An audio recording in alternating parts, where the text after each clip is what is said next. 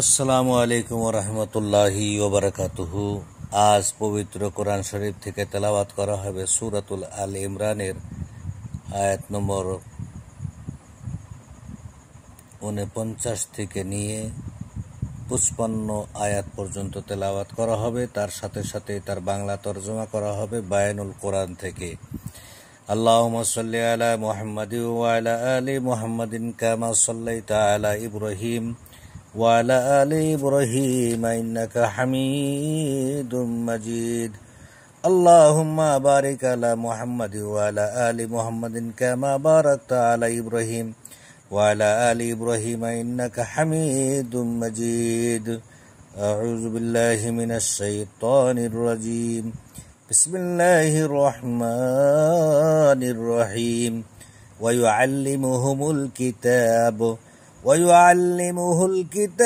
والحكمة والتوراة والإنجيل ورسولا إلى بني إسرائيل أني قد جئتكم بآيات من ربكم أني أخلق لكم من الطين كهيئة الطير فأنفخوا فيه فيكون طيرا بإذن الله وأبرئ الأكمه والأبرص وأحيي الموتى بإذن الله وأنبئكم بما تأكلون وما تدخرون في بيوتكم إن في ذلك لآيات لكم إن كنتم مؤمنين ومصدقا لما بين يدي من التوراة ولأحل لكم بعض الذي حرم عليكم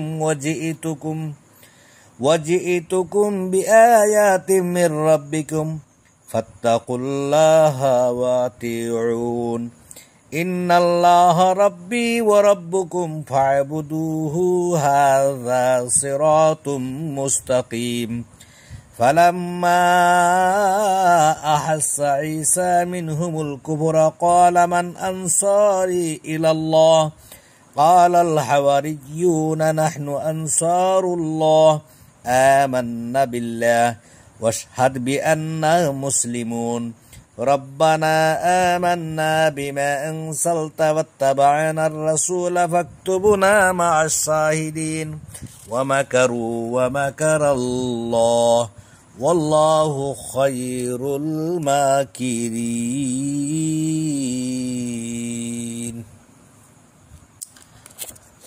আর তিনি তাকে কিতাব, হিকমত, তাওরাত ও ইনজিল শিক্ষা দেবেন আর বনি ইসরাইলদের রাসূল বানাবেন। সে বলবে, নিশ্চয় আমি তোমাদের নিকট তোমাদের রবের পক্ষ থেকে নির্দেশন নিয়ে এসেছি যে অবশ্যই আমি তোমাদের জন্য কাদা মাটি দিয়ে পাখির আকৃতি বানাবো, অতঃপর আমি তাতে ফুঁক দেব, ফলে আল্লাহর হুকুমে সেটি পাখি হয়ে যাবে। আর আমি আল্লাহর হুকুমে জন্ম অন্ধ ও কুষ্ঠ রোগীকে সুস্থ করব এবং মৃতকে জীবিত করব। আর তোমরা যা আহার করো এবং তোমাদের ঘরে যা জমা আছে জমা করে রাখো তা আমি তোমাদেরকে জানিয়ে দেব। নিশ্চয় এতে তোমাদের জন্য নিদর্শন রয়েছে যদি তোমরা মুমিন হও। আর আমার সামনে পূর্ববর্তী কিতাব তওরাতের যা রয়েছে তার সত্যায়নকারী রূপে এবং তোমাদের উপর যা হারাম করা হইয়াছিল তার কিছু তোমাদের জন্য হালাল করতে, এবং আমি তোমাদের নিকট এসেছি তোমাদের রবের পক্ষ থেকে নিদর্শন নিয়ে। অতএব তোমরা আল্লাহর তাকওয়া অবলম্বন করো এবং আমার আনুগত্য করো।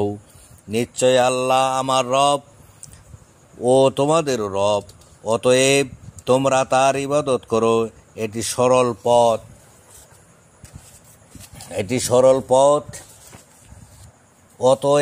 অতঃপর যখন ঈসা তাদের পক্ষ হতে কুফরি উপলব্ধি করল, তখন বলল, কে আল্লাহর জন্য আমার সাহায্যকারী হবে?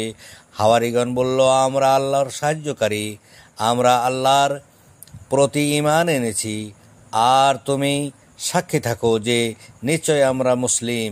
হে আমাদের রব, আপনি যা নাজিল করেছেন তার প্রতি আমরা ঈমান এনেছি এবং আমরা রাসূলের অনুসরণ করেছি। অতএব আমাদেরকে সাক্ষ্যদাতাদের তালিকাভুক্ত করুন। আর তারা কৌশল করেছে এবং আল্লাহ কৌশল করেছেন, আর আল্লাহ উত্তম কৌশলকারী। আসসালামু আলাইকুম ওয়া রাহমাতুল্লাহি ওয়া